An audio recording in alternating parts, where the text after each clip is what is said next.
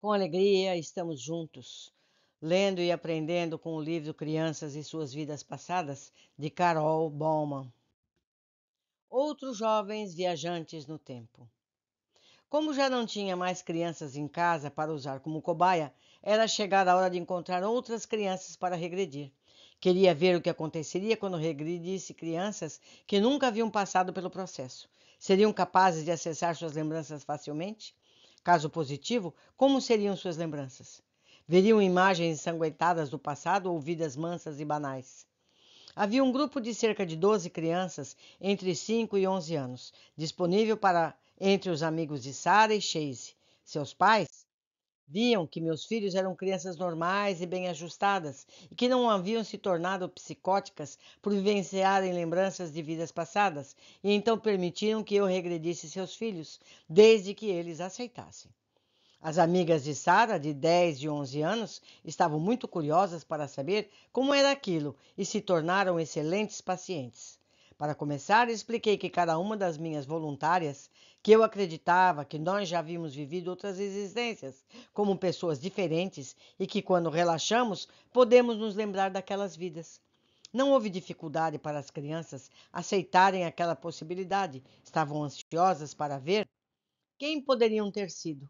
Também as preparei dizendo que algumas vezes nada acontece quando tentamos nos lembrar e que, portanto, elas não tinham que dizer nada que não fosse verdade.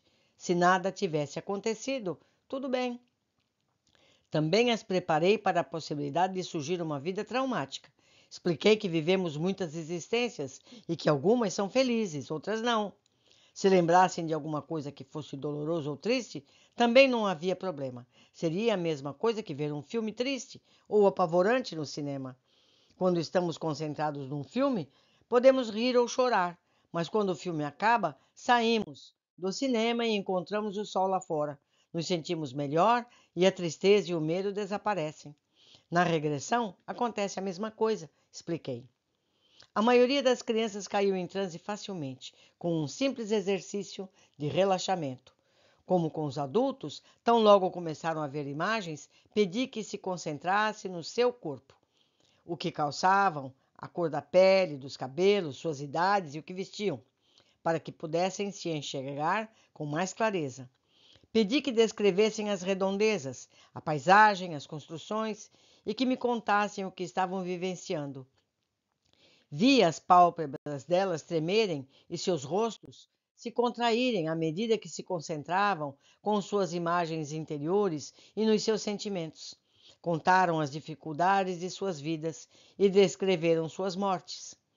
Em nenhuma de suas histórias, aquelas crianças tiveram que enfrentar um trauma mais severo ou uma morte violenta e difícil.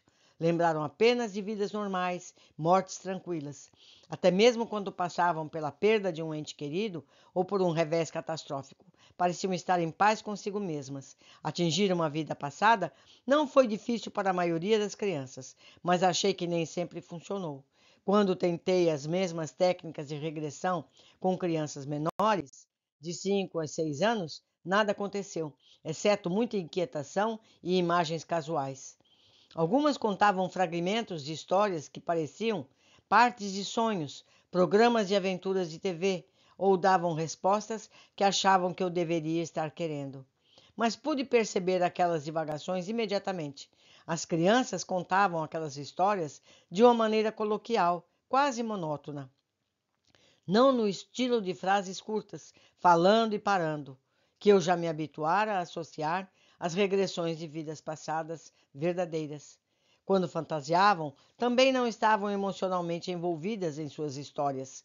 A falha mais facilmente detectável é que lhes faltava, na hora, o fio da narrativa consciente, típico das lembranças de vidas passadas. Uma história, por exemplo, que pareceu suspeita, como um videogame. Um menininho viu-se como príncipe num castelo, andando por diversos corredores, entrando em vários aposentos, enfrentando dragões que surgiam nas profundezas do espaço. Estava envolvido na fantasia, como ficaria se estivesse diante de um bom videogame. Mas faltava realismo. E em cada caso similar, quando achava que estavam fantasiando, deixava que fosse adiante e me juntava a eles. Não queria que sentissem que havia falhado em nada. Para não ser verdade, não havia ninguém. prejudicado. O povo das flores. Amanda Dicken, amiga de Sarah, estava com 11 anos quando fiz sua regressão. Tinha vívidas recordações de uma inglesa de nome Elizabeth C. Não conseguia lembrar seu sobrenome, que vivera em Londres com a mãe e um irmão em meados do século XIX. Elizabeth costumava sentar-se num jardim próximo de sua casa e conversar com o povo das flores. Pequenos espíritos que saíam por detrás das flores e lhes davam conselhos sempre que tinha problema para resolver. Elizabeth escreveu histórias sobre o povo das flores, que foram publicadas num jornal de Londres e se tornaram bastante populares. Casou-se e teve um filho. Ficou viúva cedo, migrou para a América com o filho. Continuou a se manter escrevendo histórias, até morrer de uma doença não identificada por Amanda. Sua vida só foi marcada por um conflito irreconciliável com um irmão. Elizabeth me deixava intrigada. Seria alguém que eu pudesse identificar? Perguntei a Amanda se Elizabeth tinha publicado livros. De acordo com Amanda, suas histórias já haviam sido publicadas em jornais.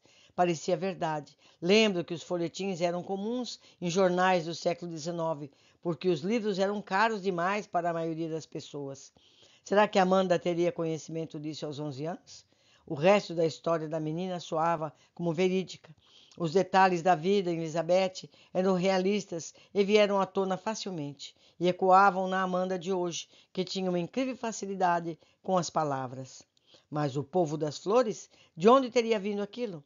Amanda ficava intrigada com aquele estranho detalhe.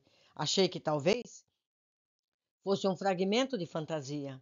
Norma Ing me ensinara que fragmentos de fantasia ou de experiências da vida atual às vezes penetram na corrente das lembranças de vidas passadas, porque, conforme explicou, essas lembranças são filtradas através do subconsciente, depósito de todas as lembranças arquivadas desta e de outras vidas. Não é estanque. Mas me avisou Norman, não deixe essa inconsistência levá-la a pensar que todo o relato é fantasia, se o resto lhe parece verdade. Avalie a história como um todo. Com Amanda, o resto da história parecia verdadeira, então aceitei-a como tal, não querendo jogar fora o bebê com a água do banho. Meses depois, Amanda ganhou um concurso de redação na escola. Dei-lhe os parabéns, dizendo: Viu, você tem esse talento oriundo do passado, não é? Amanda olhou para mim, riu nervosamente. Ainda não estava muito segura a respeito da regressão, sobretudo sobre o povo das flores. Amanda e a família se mudaram para outro estado no ano seguinte. Ela e Sarah continuaram em contato, visitando-se nas férias escolares. Isso me deu a oportunidade de acompanhar seu progresso como escritora. Ela dizia que escrevia contos e poesias o tempo todo e participava da revista literária da escola. Admitiu para mim, uma vez, que ainda pensava em suas lembranças de Elizabeth, a escritora do passado. Quase 5 anos após sua regressão, Amanda me escreveu e o término de sua carta era muito fora do comum. Um incidente muito estranho me aconteceu há cerca de um ano, durante minhas férias na Inglaterra. Nunca tinha estado lá antes. No aeroporto de Londres, pegamos um táxi para o hotel. Ao passarmos pelas primeiras ruas residenciais da cidade, minha mãe fez um comentário sobre a quantidade de jardins de flores. O motorista disse que os londrinos utilizam a jardinagem como válvula de escape para as pressões de suas vidas e que eles, muitas pessoas, costumam falar com o povo das flores de seu jardim. Fiquei de boca aberta e meus olhos quase saíram das órbitas quando eu vi aquilo. Povo das flores, pensei. Que coincidência! Pois é, meus amigos, vocês acham que é coincidência? Eu acho que não. Como é que a menina saberia desse hábito londrino? Não é? Pensem nisso. Um abraço e até breve.